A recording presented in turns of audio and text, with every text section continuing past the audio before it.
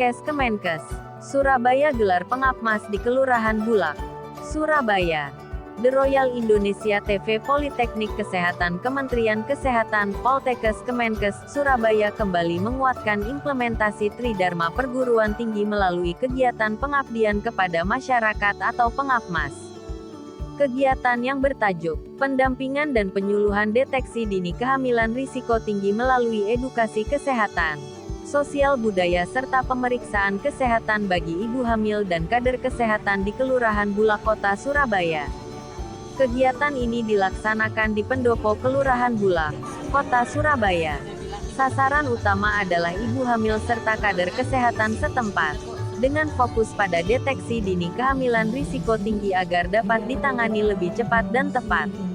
Pengapmas jurusan Teknologi Elektromedik di Kelurahan Bulak berkolaborasi dengan jurusan Kebidanan, Kesehatan Lingkungan, Teknologi Laboratorium Medik dan Gizi. Dra. Lilik Suciati, MC, Ketua Tim Pengapmas, Dwi Purwanti, S. Kepulauan, Mkes, Anggota, Dr. Ir. Juliana Kristianingsih, Mkes, Anggota, Avita Amalina Esther, Kep, Mkes, Anggota. Selain dosen, kegiatan ini juga melibatkan mahasiswa dari Prodi Kebidanan, TLM, Gizi dan Kesling Poltekkes Kemenkes Surabaya. 1. Mutia Fazila Danisyara Mahasiswa. 2. Naziania Tiara Prasetya Mahasiswa. 3. Muhammad Andi Firmansyah Mahasiswa. 4. Anissa Mutimatul Faidah Mahasiswa. Keterlibatan mahasiswa diharapkan dapat memberikan pengalaman lapangan langsung dalam pelayanan kesehatan masyarakat. Melalui program ini, Poltekkes Kemenkes Surabaya berkomitmen meningkatkan derajat kesehatan ibu dan anak di Surabaya, khususnya di wilayah Kelurahan Bulak, melalui edukasi, pendampingan, dan pemeriksaan kesehatan berkala. Kegiatan pengapmas yang berfokus pada edukasi, sosial budaya, dan pemeriksaan kesehatan bagi ibu hamil dan kader kesehatan, agar risiko kehamilan dapat terdeteksi lebih awal. Melalui pengapmas ini kami berharap angka risiko kehamilan dapat ditekan dan kesehatan ibu anak di Kelurahan Bulak semakin meningkat, ujar Lilik panggilan akrab Dra. Lilik Suciati, MC, Ketua Tim Pengapmas saat ditemui wartawan Royal TV di sela acara. Sementara itu di tempat yang sama Dr. Roasna Kepala Puskesmas Bulak berharap pada ibu hamil tidak takut untuk datang ke puskesmas memeriksakan kehamilannya meski kehamilan anak pertamanya tidak mengalami hambatan. Pungkas Dr. Roasna. Berikut laporan wartawan Royal TV dari Surabaya Cok Santoso.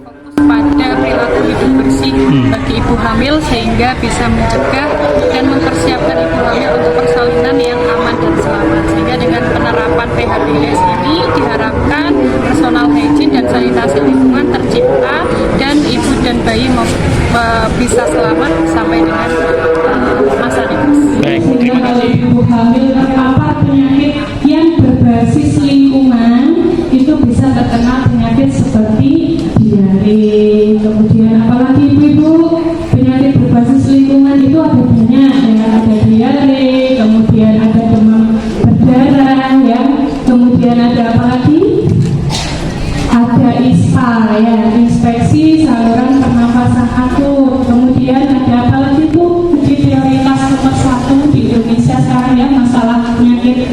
Nah, karena TBC itu mudah sekali menular ya, menularnya lewat udara ya. Jadi kita ngobrol ya, berkomunikasi dengan ibu-ibu di sini, nah itu mengeluarkan cairan ya atau percikan lidah ya, percikan udah ya, percikan udah. Nah itu ketika kita berkomunikasi bisa terpapar baik itu ke badan kita atau langsung ke oral atau mulut. 2 tahun. Anak yang kedua 16 tahun. Itu laki-laki semua atau perempuan semua? Oh. Adalah Nah, deteksi resiko tinggi kehamilan itu tidak bisa berdiri sendiri seorang bidan, maka ada beberapa profesi lain yang bisa melakukan pemeriksaan untuk menunjang deteksi dini kehamilan. Sehingga kalau seandainya ditemui hal-hal yang nanti mengancam kejiwaan atau keselamatan ibu hamil, maka secepatnya bisa dilakukan dengan yang masyarakat yang ketiga, Pak. Ya.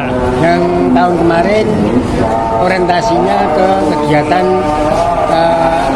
terhadap untuk anak-anak muda, terutama Karang Taruna. Ya. Bagaimana membimbing anak-anak Karang Taruna untuk masa depan lebih baik, terutama terkait dengan penyalahgunaan narkotika, kemudian bahaya seks bebas dan lain sebagainya.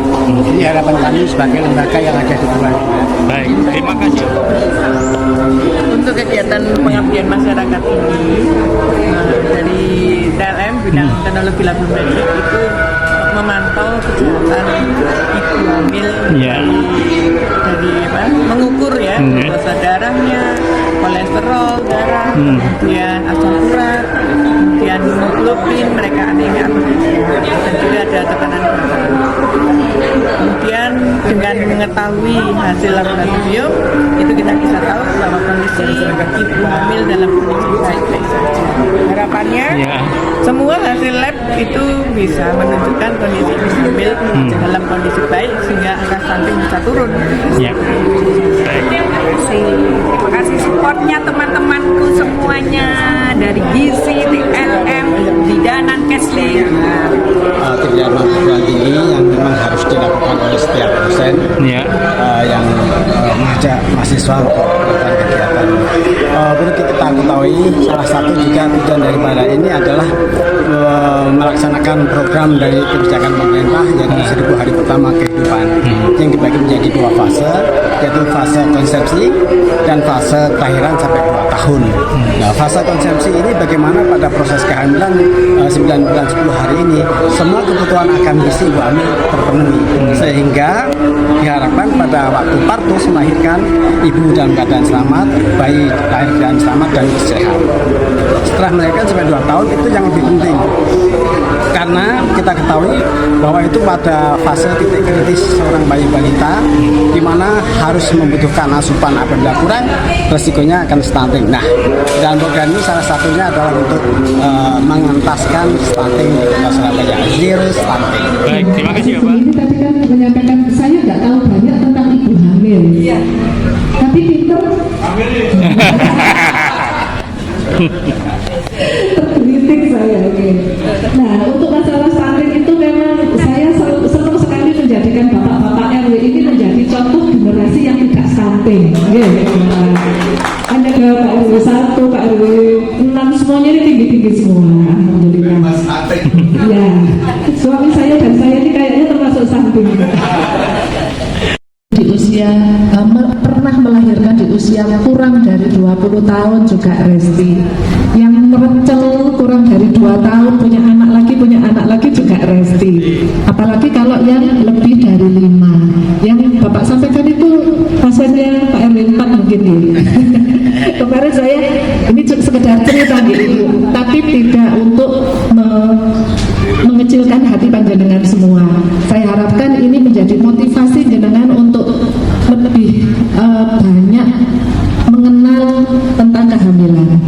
Saya lihat buku KIA, buku PING yang selama ini jenengan bawa, itu adalah buku pelajaran untuk ibu hamil dan untuk ibu yang punya balita. Membaca itu insya Allah jenengan sudah dianggap seperti sarjana. Pinter. Ternyata di bidang sudah di usia kehamilan 3 bulan, 4 bulan, tensinya itu sudah mulai naik. Sudah disarankan untuk ke rumah sakit untuk meminta rujukannya harusnya di tempat kami. Nah, ternyata tidak berangkat. Alasannya uji cilik, durung kenceng-kenceng meneyai terus sampai di kehamilan mendekati 9 bulan. Di 9 bulan itu kakinya sudah bengkak, mukanya sudah bengkak, tensinya 190. Nah, harusnya itu sudah kondisi darurat untuk segera rujuk, ditolong di rumah sakit, ternyata menunda lagi. Setelah diberikan rujukan ditunda lagi sampai 6 hari. Alasannya apa? Saya ngenteni kenceng-kenceng aja. Nah, saya kadang-kadang begini, ibu-ibu ini takut ya kalau dioperasi nggih. Ada kan ibu hamil yang takut melahirkan dengan cara operasi, pingin normal. Kok nek aku mlebu saiki aku dioperasi, aku menehi nek kenceng-kenceng supaya isok normal. Nah, kadang-kadang ini kan yang salah ya, tidak pada tempatnya. Begitu sudah kenceng-kenceng betul beliau ke rumah sakit, ditolong persalinannya, alhamdulillah anaknya sehat. Kemudian kondisinya stabil, pulang pagi, sorenya sesak nafas. Nah, sesak nafas itu artinya apa ibu-ibu? Tensinya makin tinggi, terjadi pembengkakan paru, ada cairan di paru-parunya. Ya, akhirnya ini yang menjadikan kondisinya tidak tertolong. Kondisi medis seperti hipertensi, diabetes, kemudian bengkak, kemudian operasi sesar. Nah ya, ada lagi kan kehamilan yang di atas 35 tahun gitu ya.